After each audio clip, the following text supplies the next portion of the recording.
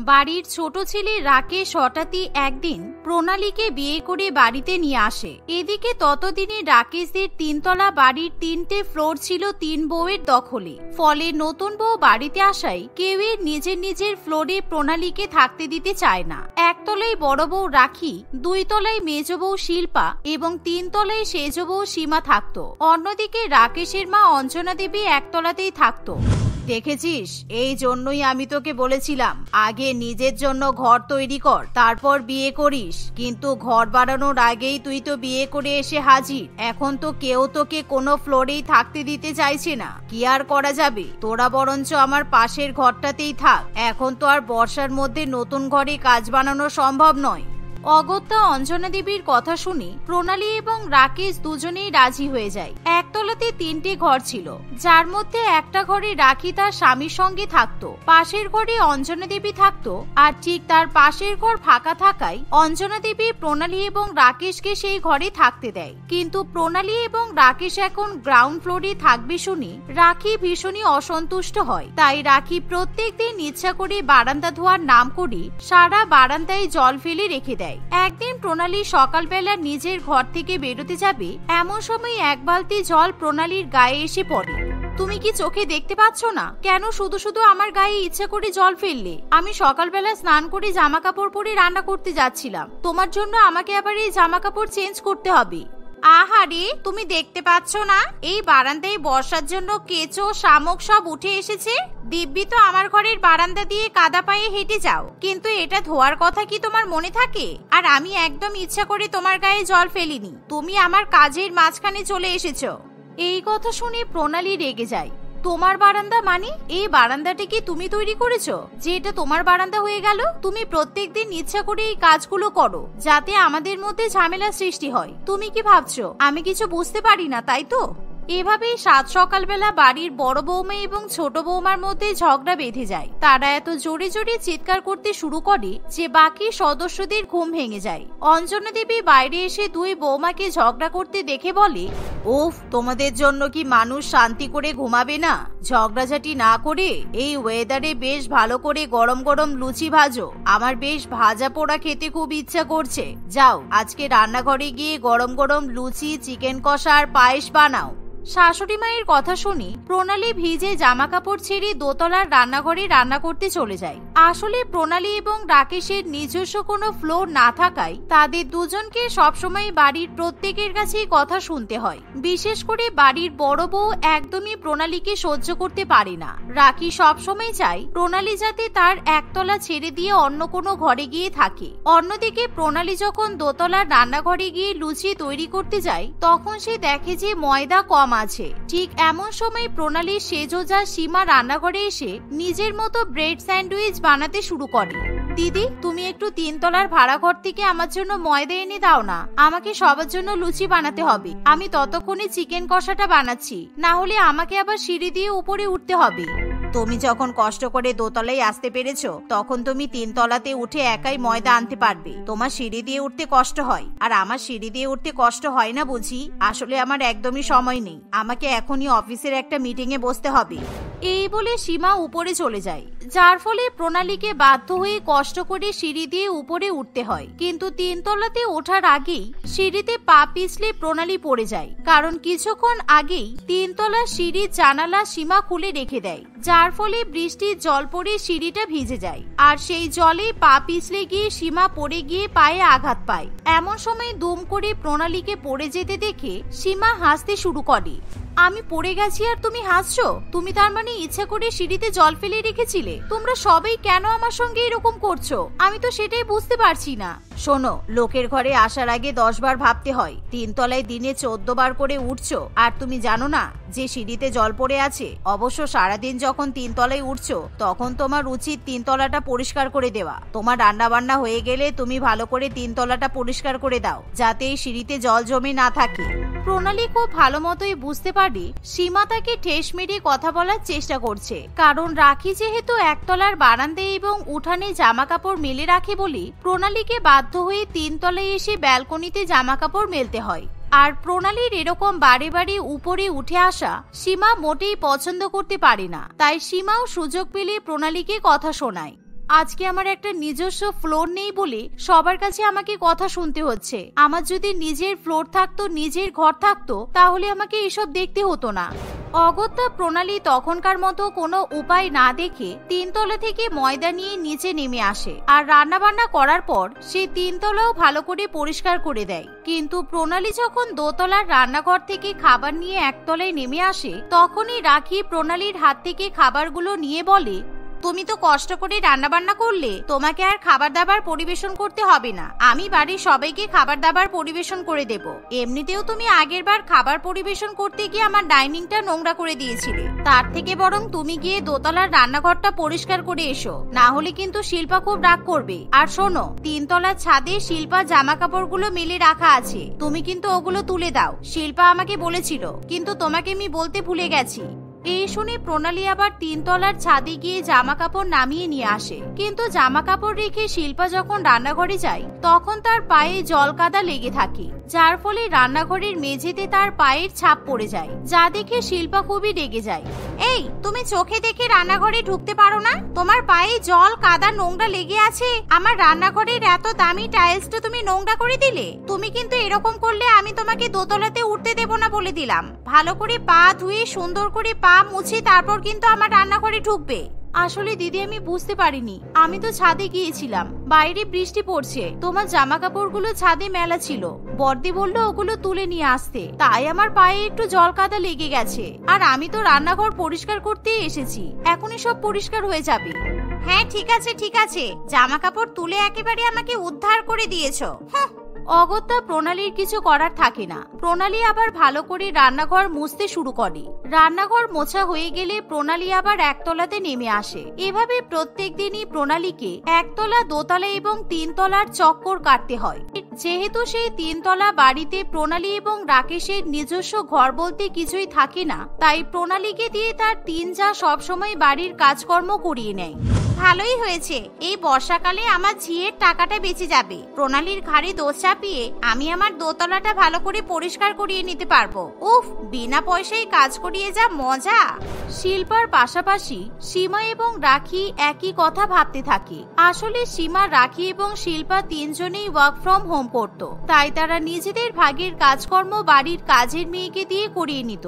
তবে প্রণালী বাড়িতে আসার পর প্রণালী যেহেতু 2 তলায় রান্না বান্না করতে উঠে, 3 তলাতে জামা কাপড় মেলতে যায় আর 1 তলার ঘরে থাকা খাওয়া করে, তাই এখন তারা 3 যা প্রণালীকে দিয়ে সমস্ত কাজ করিয়ে নেয়। এতে করে তাদের কাজের লোকের টাকাটা বেঁচে যায়।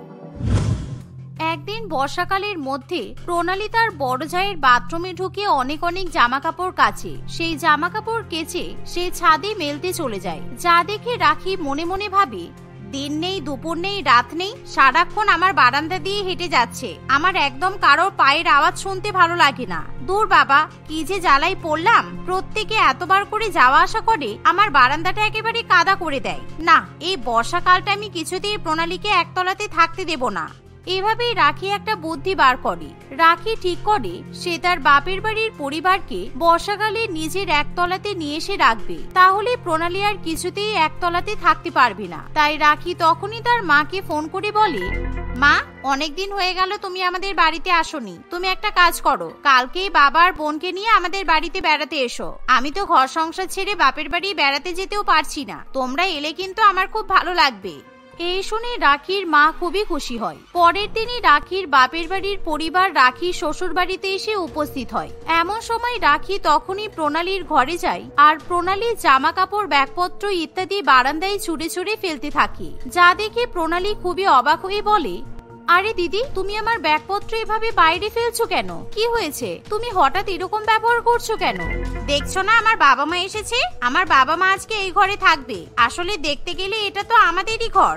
1 তলাটা পুরোটাই আমার আর তোমার বড়দার, তাই আমি তোমাদেরকে এখানে থাকতে দিতে পারবো না। তোমরা দুজনে 2 তলা কিংবা 3 তলাতে গিয়ে থাকো।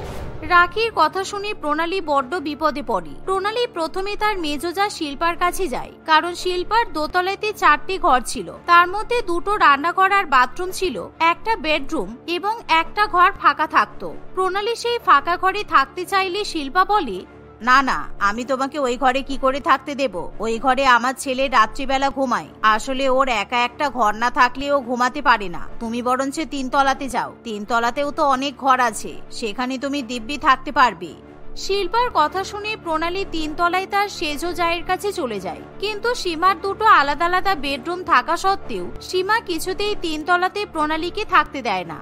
ফলে প্রণালী এবং রাকেশ কোনো উপায় না পেয়ে বাধ্য হয়ে বৃষ্টির মধ্যে সারা রাত ব্যালকনিতে শুয়ে থাকে। আমি বুঝতে পারিনি আমার বৌদির আমাদের সঙ্গে এরকম ব্যবহার করবে। ঠিক আছে, কোনো ব্যাপার না, এর বদলা আমি নেব। তুমি দেখবে আমাদের বৌদিদের যতগুলো ঘর আছে তোমার একা তার থেকে অনেক বেশি ঘর থাকবে। পরের দিনই রাকেশ অফিসে গিয়ে লোনের জন্য অ্যাপ্লাই করে। কয়েকদিনের মধ্যে বর্ষা শেষ হয়ে গেলে রাকেশ তাদের পুরানো বাড়িটার পাশেই নতুন 4 তলা বিল্ডিং তৈরি করার কাজ শুরু করে দেয়। দেখতে দেখতে রাকেশের 4 তলা বিল্ডিং তৈরি হয়ে যায়। রাকেশ তার বউ এবং মাকে নিয়ে সেই বাড়িতে থাকতে শুরু করে, যা দেখে প্রণালীর 3 যা একেবারে হিংসায় জ্বলে পুড়ে মরে। কিন্তু প্রণালী এখন কিছুতেই তাদের সঙ্গে কোনো সম্পর্ক রাখতে চায় না। প্রণালী তার স্বামী এবং শাশুড়ি মায়ের সঙ্গে হাসি খুশি সংসার করতে থাকে। কুহেলি এবং শিল্পা একই বাড়ির 2 বৌমা ছিল। তারা দুজনেই দেখতে যেমন সুন্দরী, তেমনি branded shampoo, conditioner, serum, spa কোনো কিছুই বাকি রাখতো না। কুহেলি এবং শিল্পার মধ্যে কোনো বিষয়ে ঝগড়া বা রেষারেষি না থাকলেও চুল নিয়ে তাদের মধ্যে চুলোচুলি লেগেই থাকতো। আমি তো আজকে পার্লার থেকে চুল বেঁধেই বিয়ে বাড়িতে যাব। ওরাই আমার চুলটা সুন্দরভাবে বেঁধে দিতে পারবে। যাকে তাকে চুল ধরতে দিলে তারা তো হিংসায় আমার চুলটা ছিঁড়েও দিতে পারে। আমি তো চুল বাঁধবই না বাবা। আমার এত সুন্দর লম্বা ঘন চুল, সেটা সবাইকে না দেখাতে পারলে কি করে হবে? আমি ঠিক করেছি আমি বিয়ে বাড়িতে চুল খুলেই যাব। এই মেয়েটা আমার থেকে ছোট হয়ে সবসময় এত পাকা পাকা কথা কিভাবে বলে? আমার চুলের কাছে তো ওর চুল কিছুই না। আমি যদি চুল খুলে যাই তাহলে এর চুলের দিকে কেউ তাকাবেই না।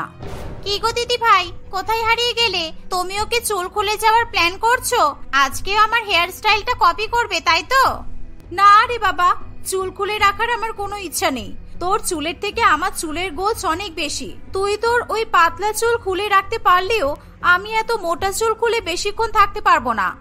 সেই তো, এত মোটা চুল বলেই তো আজকাল বাড়ির সারা জায়গায় তোমার চুল পড়ে থাকতে দেখা যায়। এরকমই পড়তে থাকলে মোটা চুল তো দূরের কথা, চুল থাকবে কিনা তাই সন্দেহ।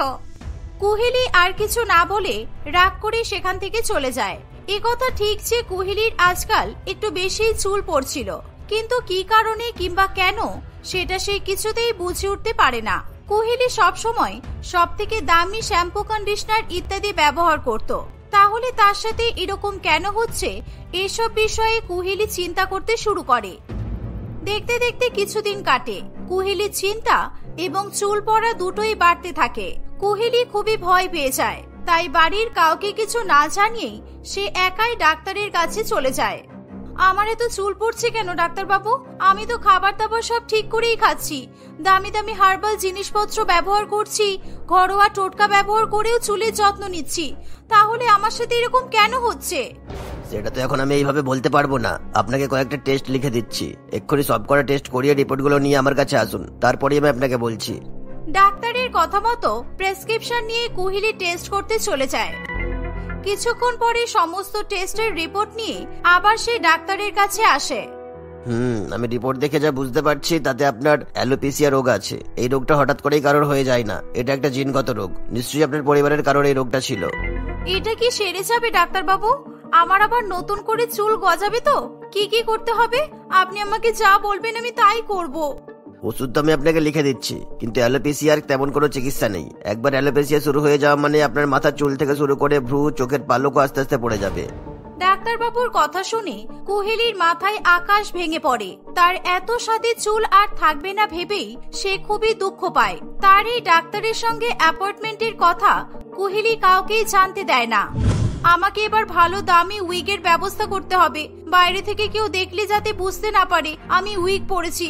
শিল্প যদি একবার জানতে পারে আমি ন্যাড়া হয়ে যাচ্ছি, তাহলে ও দিন রাত আমাকে নিয়ে মজা করবে, আর আমি ওকে জিততে দেবই বা কেন? ও যাই বলুক, যতই বলুক, আমি জানি ওর থেকে আমি বেশি সুন্দরী, আমার চুল ওর থেকে বেশি সুন্দর। এরকমই নানান রকমের কথা ভেবে কুহেলি বেশ কয়েকটা উইগ অর্ডার করে দেয়। দেখতে দেখতে কুহেলির মাথার সব চুল পড়ে গিয়ে সে একেবারে টাক মাথা হয়ে যায়। তারপর থেকে কুহেলি সারাদিন উইগ পরে থাকতো। শিল্পা কিংবা তার স্বামী কেউই তার টাক মাথার কথা জানতে পারে না। একদিন কুহেলি ঘুমিয়ে আছে এমন সময় শিল্পা তার ঘরে ঢুকে আসে। ভাগ্যিস আমি উইগ পরে ঘুমাই, না হলে আজকেই সব জানাজানি হয়ে যেত। আর শিল্পা যে এমন কেন আমি জানি না, কেউ কারোর ঘরে এভাবে না বলে ঢোকে। এই শিল্পা, তুই এভাবে তাকিয়েছিস কেন?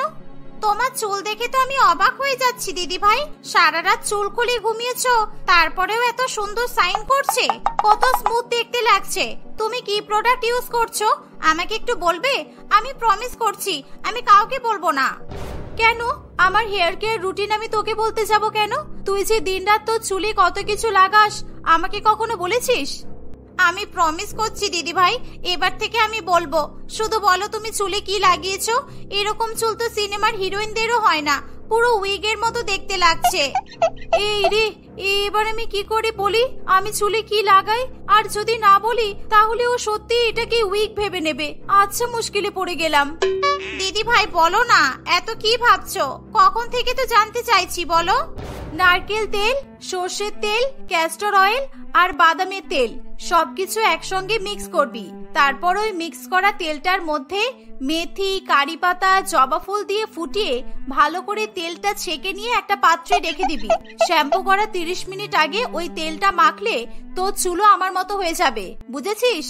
কুহেলির কথা শুনে শিল্পা খুবই খুশি হয়ে কুহেলির বলা তেলটা বানাতে চলে যায়। কিছুদিন সেই তেলটা ব্যবহার করার পরে শিল্পার চুল সত্যি আগের থেকে অনেক বেশি ঘন এবং মজবুত হয়ে যায়।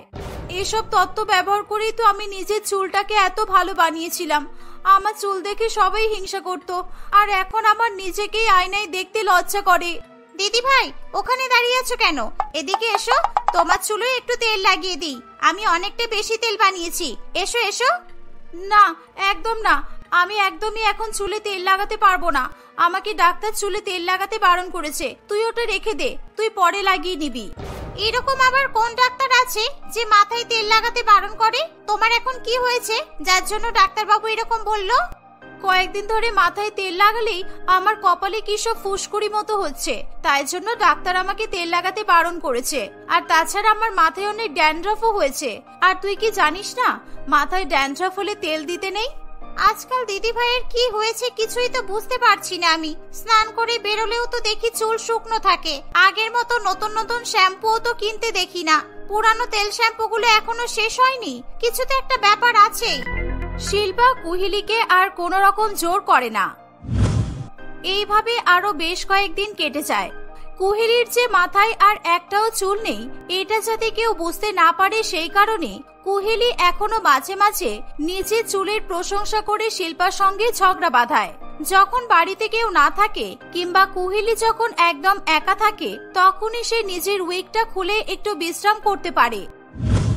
একদিন সে তার স্বামী পলাশের সঙ্গে কথা বলছে এমন সময়, তোমার চুল আগের থেকে অনেক বেশি হেলদি লাগে জানো, সবসময় কি সুন্দর চকচক করে। আর তুমি এত ঘন ঘন স্টাইল পাল্টাও, তাও তোমার চুলের গোছ কমে না। খুব লাকি না হলে এমন চুল পাওয়া খুব মুশকিল, বুঝেছো? শুধু কি লাকি, চুলের জন্য আমি কত খাঁটি বলতো। কত রকমের তেল শ্যাম্পু ব্যবহার করি, যত্ন করি, তবেই তো এরকম চুল পাওয়া যায়। কুহেলির কথা শুনে পলাশ কুহেলির চুলে হাত দিতে চায়। কুহেলি একেবারে আতকে ওঠে। এই তুমি কি করছো? একদম আমার চুলে হাত দেবে না, এক্ষুনি কি একটা কেলেঙ্কারি হয়েছে তো। তুমি জানো না ছেলেরা মেয়েদের চুলে হাত দিলে মেয়েদের আয়ু কমে যায়? তুমি কি চাও আমি তাড়াতাড়ি মরে যাই? এই সমস্ত আবার কি কুসংস্কার? তোমার মতো পড়াশোনা জানা মেয়েরা এইসব বিশ্বাস করে? ঠিক আছে, তুমি যখন বলছো তাহলে তোমার মাথায় কোনোদিনও হাত দেবো না। কুহেলি সেদিন কোন রকমে বেঁচে যায়। এইভাবে আরো বেশ কয়েকদিন কাটে। হঠাৎই শিল্পার চোখে বেশ কিছু সমস্যা শুরু হয়। রাত হলে সে আর স্পষ্টভাবে কিছু দেখতে পায় না। তাই সে ডাক্তারের কাছে যায় এবং ডাক্তার তাকে সমস্ত রকম ভিটামিন এ জাতীয় খাবার এবং ভিটামিন এ ট্যাবলেট খেতে বলে। হঠাৎ করে শিল্পার চুল যেন আগের থেকে আরো সুন্দর হয়ে যায়। তুই কোন ডাক্তারকে দেখাচ্ছিস বলতো? এমন চমৎকার হতে তো আগে কখনো দেখিনি। আমি তো নিউট্রিশনের স্টুডেন্ট, আমি তো জানি বেশি ভিটামিন এ খেলে চুল পড়ে যায়। আর তোর চুল সুন্দর হয়ে যাচ্ছে কেন? এবার যার যার কপাল, বুঝলে? আমার কপালে সুন্দর চুল আছে, আমার মতো কপাল তো আর সবার হয় না। তুই কি বলতে চাইছিস যে আমার চুল খারাপ? আমার চুল সুন্দর নয় তাই তো? কিন্তু তুই যে আমার বানানো তেলটা মেখেই নিজের সুন্দর চুলটা বানিয়েছিস, সেটা কি তুই অস্বীকার করতে পারবি? তোমার বানানো তেল মেখে যদি আমার চুল ভালো হওয়ারই হতো, তাহলে তোমার কেন হলো না? তোমাকে তাহলে কেন উইগ পড়তে হচ্ছে দিদি ভাই? তোমার মাথায় আদৌ আর একটাও চুল আছে? শিল্পার কথা শুনে কুহেলি আকাশ থেকে পড়ে। শিল্পার এমন কথা শুনে পলাশও সেখানে চলে আসে। কোয়েলির মাথায় এত সুন্দর চুল দেখেও তোমার বিশ্বাস হচ্ছে না যে এগুলো নিজের চুল? তোমার কি দেখে মনে হলো যে উইগ পড়েছে? এইভাবে মেয়েদের কথার মাঝে ঢুকতে আমার ভালো লাগে না, ঠিকই আছে, কিন্তু এমন একটা অদ্ভুত কথা শুনে না ঢুকেও পারলাম না। শিল্পা কি তাহলে সত্যি সত্যিই জেনে গেল? ও তো এবার সবাইকে বলে দেবে যে আমার টাকা আছে। হে উপরওয়ালা, তুমি এমনটা কেন করলে? এবার আমি কি করে সবার কাছে মুখ দেখাবো? পলাশ যদি আমাকে ডিভোর্স দিয়ে দেয়, এরকম টাকমাথা বউয়ের সাথে কেই বা সংসার করতে চাইবে? আপনি আপনার স্ত্রীকেই জিজ্ঞাসা করুন দাদা, ও কেন উইগ পড়ে। আচ্ছা তার আগে আপনি বলুন তো, আপনি ওকে শেষ কবে শ্যাম্পু করতে কিংবা চুল ভিজিয়ে স্নান করতে দেখেছেন? এটা তো আমি কখনোই ভেবে দেখিনি। তুমি ঠিক বলেছো শিল্পা, ও আর আগের মতো চুলের যত্ন করে না, চুলের খেয়ালও রাখে না। প্রত্যেক মাসে কয়েক হাজার টাকা তো শুধু চুলের জন্য জিনিস কিনতো, কিন্তু এখন তো তাও করে না। কুহেলি, তুমি সত্যি করে বলো তো, তুমি কি সত্যি উইগ পড়ো? তোমার মাথায় কি একটাও চুল নেই? পলাশের কথা শুনে কুহেলি খুবই কাঁদতে শুরু করে। হ্যাঁ পলাশ, শিল্পা একদম ঠিক বলেছে, আমার মাথায় আর একটাও চুল নেই, তাই জন্যই আমাকে উইগ পড়তে হয়। আসলে আমার একটা রোগ হয়েছে, সেই রোগের কারণে আমার মাথার চুল থেকে শুরু করে ভুরু, চোখের পাতা, গায়ের লোম সবকিছুই পড়ে গেছে। তাহলে তুমি এই রোগের কথা আমাদের কাউকে জানাওনি কেন? একা একাই ডাক্তার দেখাচ্ছ, একা একাই ওষুধ খাচ্ছ। পরিবার কিসের জন্য থাকে বলো, যদি এমন অবস্থায় কেউ কারোর পাশেই না দাঁড়াতে পারে? আমি ভেবেছিলাম তোমরা সবাই আমাকে এমন অবস্থায় দেখলে খুবই হাসাহাসি করবে, তুমি হয়তো আমাকে ডিভোর্সই দিয়ে দেবে, কারণ এরকম টাক মাথা কুৎসিত মেয়ের সাথে তোমার মতো সুপুরুষ কেনই বা ঘর করতে যাবে বলো? কুহেলির কথা শুনে পলাশ খুবই রেগে যায়। পলাশ কুহেলিকে নানান রকম ভাবে নানান কথা বোঝাতে থাকে। তখনই হঠাৎ শিল্পাও নিজের মাথার উইগটা খুলে ফেলে। শিল্পাকে টাক মাথা দেখে সবাই অবাক হয়ে যায়। সবাই জানতে চায় তার এত সুন্দর লম্বা ঘন কালো চুল কোথায় গেল। আমি তো রাত হলেই চোখে কিছুই দেখতে পাই না দিদি ভাই। ডাক্তার বলেছে পুরোপুরি ভাবে রাতকানা রোগে আক্রান্ত হওয়ার আগে আমাকে বেশি করে ভিটামিন এ খেতে। আর তুমি ঠিকই বলেছিলে, ভিটামিন এ বেশি খেলে সত্যিই চুলের অনেক ক্ষতি হয়। আমারও হয়েছে, তাই তুমি আর নিজেকে নিয়ে এভাবে লজ্জা পেও না। কুহেলি আর শিল্পা দুজনেই নিজেদের অবস্থা দেখে কান্নায় ভেঙে পড়ে। তারপর থেকে তারা দুজনে একে অপরের অনেক যত্ন করে আর সব সময় মিলেমিশে থাকে। তারা বুঝতে পারে মানুষের আসল সৌন্দর্য তার চুলে নয়, বরং তার মনে এবং ব্যবহারে থাকে।